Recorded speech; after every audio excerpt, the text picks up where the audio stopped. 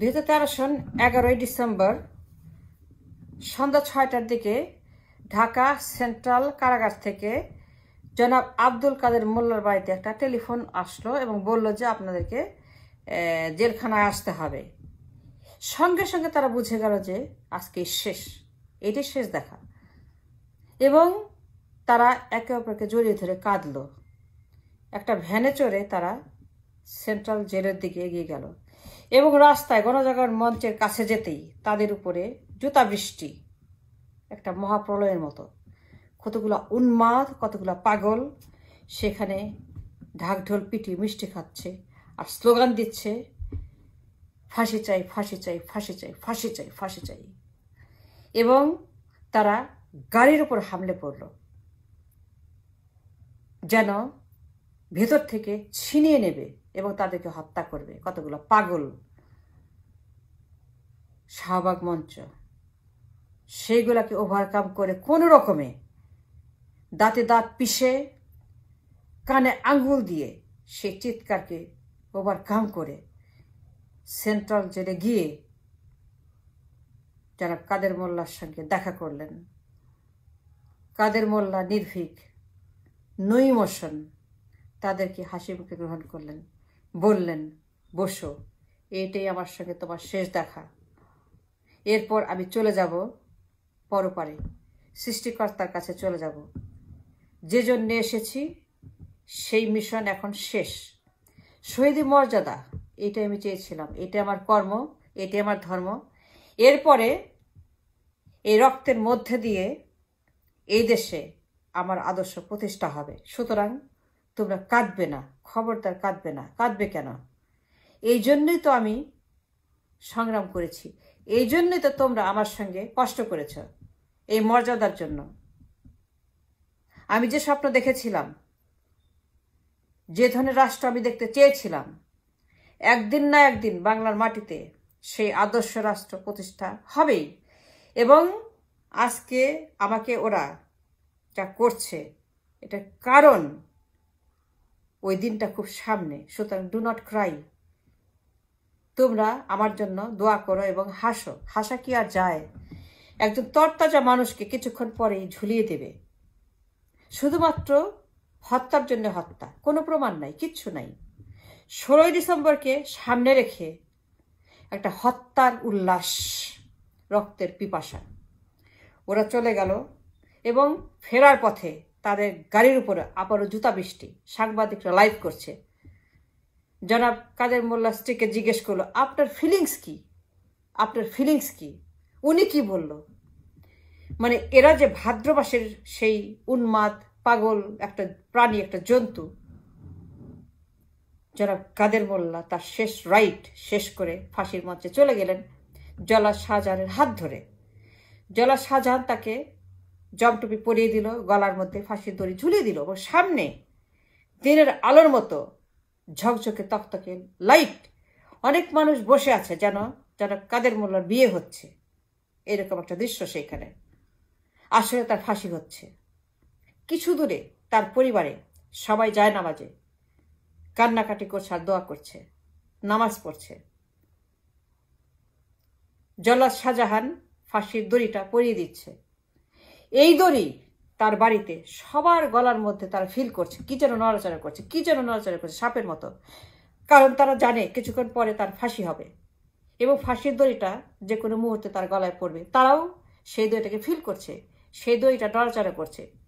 তারা মানে কল্পনায় সেই দড়িটাকে এইভাবে এইভাবে দেখছে, দড়িটা কেমন, এই দড়িটা তাদের গলার মধ্যে কিভাবে বসে আছে, কিভাবে তাদের হাঁসফাঁস লাগছে, তারা শ্বাস নিতে পারছে না, দম নিতে পারছে না, কারণ এই ফাঁসির দড়ি প্রত্যেকের গলাতেই। যারা কাদের মোল্লা স্ত্রী, তার ছেলে, তারা ফিল করছে তাদের প্রিয়জনের গলায় ফাঁসির দড়ি, এবং ঘরে বসে এই দড়িটা নড়াচড়া করছে তাদের গলাতে। তারা ঘুরে দেখছে, 5টা 1 মিনিট হতে আর বাকি নাই, আর দেরি নাই। ডিসেম্বর মাসের 12 তারিখ রাত 12টা 1 মিনিট ঝুলিয়ে দেওয়া হলো। পাটাতন চলে গেল, তিনি শেষ। That was the end of it. এরপরে জনাব কাদের মোল্লা তিনি চলে গেলেন শহীদি মর্যাদা নিয়ে তার সৃষ্টিকর্তার কাছে। জনাব মাহবুবুল আলমের কন্যা তিনি পিতার লাশবাহী গাড়ির সামনে কান্দাকাটি করছেন, বাবা বাবা বাবা বাবা বাবা। এই যে তার ইমোশন, বাবার জন্য ভালোবাসা, বাবার জন্য কান্না, এটা হচ্ছে স্বতঃস্ফূর্ত। এভরিবডি হ্যাজ ইট, কারণ প্রত্যেকেই মানুষ, প্রত্যেকের শরীরে 5 লিটার রক্ত এবং 206খানা হাড় এবং নার্ভাস সিস্টেম এবং সার্কিটারি সিস্টেম এবং অনুভূতি এবং ফিলিংস এবং হাসি এবং কান্না। জনাব কাদের মোল্লার সন্তান, টেলিভিশনে তাকে আমি দেখেছি, ভেরি ফাইন ইয়াং ম্যান, তারও যেরকম ফিলিংস আছে, অধিকার আছে। মাহবুবুর কন্যা তিনি বাবার লাশের কাছে গিয়ে বলছেন বাবা বাবা বাবা। তাদেরও কিন্তু ইচ্ছা ছিল যে বাবার লাশটা তারা ধরবে, চুমু খাবে, কাঁদবে, দাফন করবে, নামাজ পড়বে, দোয়া করবে, জিয়ারত করবে। তাদেরও কিন্তু অধিকার ছিল বাবার লাশবাহী গাড়ির সঙ্গে নির্ভয়ে গ্রামের বাড়িতে গিয়ে কবর দেওয়া। কিন্তু অত্যন্ত কড়া পুলিশ প্রহরায়, শত শত পুলিশ দিয়ে রাতের অন্ধকারে চোরের মতো তাদের বাবাকে নেওয়া হয়েছে কবর দেওয়ার জন্য। যারা মাহবুব আলমের কন্যা, তিনি তার বাবার লাশের সামনে দাঁড়িয়ে, তার স্ত্রী লাশবাহী গাড়ির সামনে দাঁড়িয়ে পরিবারের সদস্যরা যে রাইটস এক্সারসাইজ করেছেন এবং তাদের প্রিয়জনকে বিদায় জানানোর জন্য তারা যে অধিকার ভোগ করেছেন, ওদেরই কিন্তু সেম অধিকার ছিল, সমস্ত শহীদ পরিবারের কিন্তু সেম অধিকার ছিল। কিন্তু কাউকেই লাশের কোন রকম অধিকার, লাশ ধরার, গোসলের, ছোঁয়ার, কিছু করার, দাফন কাফনের কোন রকম ন্যায্য অধিকার, ন্যায্য মূল্যে, এভরিথিং ওয়াজ ডিনাইড। জনাব আলমের কন্যা আজকে যেভাবে কাঁদছেন বাবা বাবা বাবা, কেউ যদি মনে করে যে ওরা পাথর, কেউ যদি মনে করে ওদের শরীরে 5 লিটার রক্ত নাই, ইট ইজ নট ট্রু। কাদের মোল্লা সাহেবের স্ত্রী, তার যেরকম স্বামী, ঠিক একইভাবে মাহবুব আলমের স্ত্রী, তারও স্বামী, তিনি কাঁদছেন আমাকে ক্ষমা করে দিও, লাশবাহী গাড়ি ধরে তিনি কাঁদছেন আমাকে ক্ষমা করে দিও, মাহবুব আলমের স্ত্রী। কিন্তু জনাব কাদের মোল্লার স্ত্রী সেই রাতে ঘরে বসে চোরের মতো, কারণ ওরা বাড়ির চারদিকে বন্দুক হাতে অপেক্ষা করছে এদেরকে হত্যা করার জন্য। ভয়ে ভয়ে তারা পরিবার নিয়ে কোনো রকমে মাসের পর মাস তারা অতিক্রম করেছেন। এখন পর্যন্ত তাদের কিন্তু স্বাধীনভাবে কবর জিয়ারতের অধিকার নেই এবং কবর ভেঙে ফেলছে, সেখানে তারা তারা তারা মলমূত্র নিক্ষেপ করছে, তারা সেখানে জুতা মারছে, তারা কবরের ফলক ভেঙে ফেলছে এবং সেখানে গেলে পরে গোয়েন্দারা তাদেরকে হন্ট করে। এটি হচ্ছে বাস্তবতা।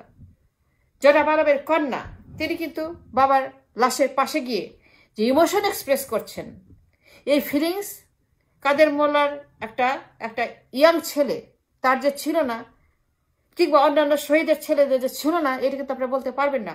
But they are denied of their every rights. এখন যখন কিনা ডুমসডে আসবে, মানে কিয়ামত, মানে কেউই মৃত্যুঞ্জয়ী নয়। শেখ হাসিনার বয়স এখন 75, যার অর্ডারে এই ফাঁসিগুলো হয়েছে, এই খুনাখুনি 16ই ডিসেম্বরকে সামনে রেখে শুধুমাত্র হত্যা করার জন্য 22 ডিসেম্বর তারিখে যে হত্যাকাণ্ড করলো, এদের প্রত্যেকের বয়স কিন্তু এক। কাদের মোল্লার ছেলে কিংবা জনাব মাহবুব আলমের ছেলে বা মেয়ে কিংবা স্ত্রী কিংবা পরিবার, সবার এরা কিন্তু একই টাইমের পিপল, এদের সবার বয়স কিন্তু এক, এদের সবার অনুভূতিও এক, ভালো লাগে ভালোবাসা এক, চাওয়া পাওয়া এক। কিন্তু জনাব আলমের কন্যা যেভাবে লাশের সামনে গিয়ে বাবা বাবা বাবা করে চিৎকার করছে, ওদের বেলাতে কারো বেলাতেই কিন্তু লাশের সামনে যাওয়া দূরে থাক, যেইভাবে তাদেরকে ট্রিট করা হয়েছে ইটস আনবিলিভেবল, অবর্ণনীয়। মানব সভ্যতার ইতিহাসে এত বড় ক্রুয়েলটি আর কোথাও হয় নাই। ওদের উপরে যে ক্রুয়েলটি দেখিয়েছে এই ফ্যাসিস্ট গভর্নমেন্ট। সো ডুমসডে যখন আসবে, যখন কিনা শেখ হাসিনা এই পৃথিবী থেকে চলে যাবে, একদিন তো যেতে হবেই, আমিও চলে যাব, সবাই চলে যাবে, কিন্তু সেই দিন যে কনফ্রন্টেশনটা হবে, তখন যে ঘটনা ঘটবে সেইটাকে ওভারকাম করার মতো কিংবা সেইটাকে মোকাবেলা করার মতো কি আছে মাহবুব আলমের কন্যার হাতে। আমি জানতে চাই যে এরা যে অবিচার করেছে, মাহবুব আলমের কন্যা কিন্তু প্রাপ্তবয়স্ক, যখন এই ফাঁসি হলো বিনা কারণে কোনো রকম প্রমাণ ছাড়া, এরা কিন্তু সেটা বেনিফিশিয়ারি, টাকা পয়সা ক্ষমতা সবকিছুর বেনিফিশিয়ারি কিন্তু পুরা পরিবার। অ্যাটর্নি জেনারেল যতগুলো ফাঁসি দিয়েছে প্রত্যেকটার ফসল কিন্তু এরা খেয়েছে। এরা অস্বীকার করতে পারবে না এরা এই ফাঁসি বেনিফিশিয়ারি নয়। কিন্তু তখন যে আদার সাইড তারা যে কনফ্রন্টেশনটা করবে, এরা কনফ্রন্টেশন করবে কি করবে না আমি বলতে পারবো না। যদি করে, মানে একটা প্যারাডক্সিক্যাল, যদি করে, যদি কাদের মোল্লার ছেলে জিজ্ঞেস করে অ্যাটর্নি জেনারেল মেয়েকে, যদি করে, আমি বলছি করবে, আমি এটা বলি নাই, যদি আব্দুল কাদের মোল্লার ছেলে অ্যাটর্নি জেনারেল মেয়েকে জিজ্ঞেস করে তুমি যে সেদিন কাঁদলা, তুমি কাঁদতে পারলা, আমি কেন কাঁদতে পারলাম না, যদি জিজ্ঞেস করে, এই মানবিক প্রশ্ন, যদি জিজ্ঞেস করে বাবার লাশের কাছে তুমি গেলে, আমার কেন যাওয়ার ক্ষমতা ছিল না,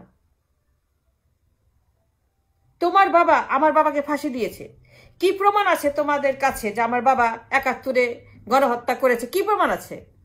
৭১ সনে কোন ব্যক্তি দেখেছে যে আমার বাবা গণহত্যা করেছে এবং এসে সাক্ষী দিয়েছে যে স্বচক্ষে দেখেছে, স্বচক্ষে দেখেছে আমার বাবা গণহত্যা করেছে? কি প্রমাণ আছে? তোমরা তো জানতে যদি জিজ্ঞেস করে। কারণ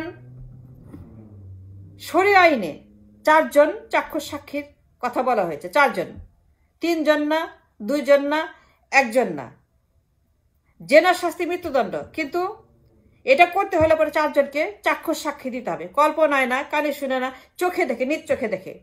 তা না হলে পরে জেনার শাস্তি মৃত্যুদণ্ড কার্যকর করা যাবে না। শরীয় আইনে ইস এ নো।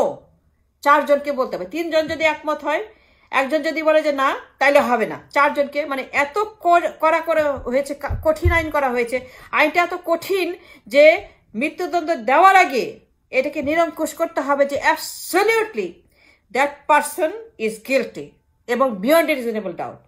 যদি কাদের মোল্লা সাহেবের ছেলে জিজ্ঞেস করে ৭১ সনে কোন সাক্ষী এসে বলেছে দেখেছে চাক্ষুষ, ক্রিমিনাল আইনে, শরীয় আইনে এই দেশে নাই, ক্রিমিনাল আইন তো আছে, সিভিল আইন তো আছে, তাহলে আমার বাবা যে গণহত্যা করেছে, তোমার বাবার কাছে কি প্রমাণ ছিল যে ক্রিমিনাল লতে বিয়ন্ড রিজনেবল ডাউট কোন সাক্ষীটা ৭১ সনে চাক্ষুষ দেখেছে আমার বাবা গণহত্যা করেছে, আগুন দিয়েছে, রেপ করেছে?